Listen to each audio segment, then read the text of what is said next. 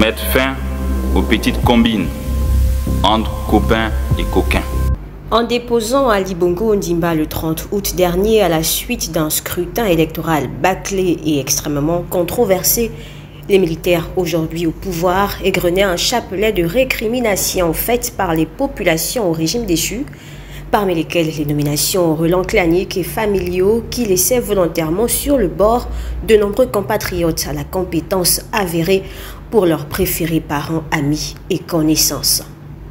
Devant les populations et à la face du monde, le CTRI incarné par le président de la transition, chef de l'État Brice Clotaire Oligui Nguema, promettait avec une assurance réconfortante de mettre un terme aux nominations copains-coquins qui ont considérablement retardé le décollage économique, politique et social de notre pays. Pourtant, dans la pratique aujourd'hui, les populations constatent avec regret que le CTRI reprend à l'identique ou presque certaines attitudes fortement dénoncées hier. Chaque communiqué du CTRI ainsi que chaque communiqué final du Conseil des ministres nous livre leur part de nominations tribales, claniques et familiales. Aussi, après la nomination de l'époux de Laurence Ndong, ministre de la Communication et des Médias, porte-parole du gouvernement de la transition, comme directeur général adjoint de la SPIN, les populations ont-elles récemment assisté à celle de Madame Nathalie Obon-Obiang, l'épouse de Gervais Onyan, au prestigieux poste de conseiller du président de la transition, puis aux nominations des Imongo.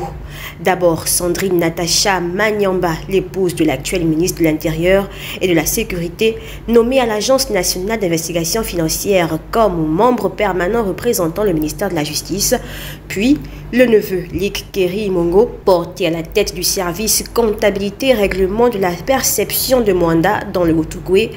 La pratique semble même gagner la sphère de la société civile qui pouvait encore se réclamer d'une certaine virginité en la matière. Seulement, même Marcel Libama, l'opiniâtre et respectable syndicaliste du monde de l'éducation, par ailleurs sénateur de la transition, vient de s'y prêter à ce jeu malsain. Son fils, Ahmed Loïc Ouvouna, aurait été promu délégué spécial adjoint de la mairie du 4e arrondissement de Franceville.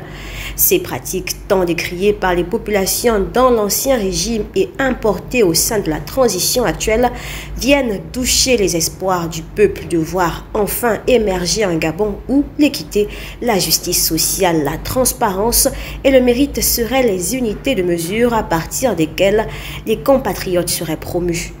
Des assuétudes qui remettent significativement en doute la sincérité du CTRI à mener le pays à l'essor vers la félicité et qui tendent du reste à grignoter l'état de grâce du général président depuis le coup de la liberté du 30 août 2023.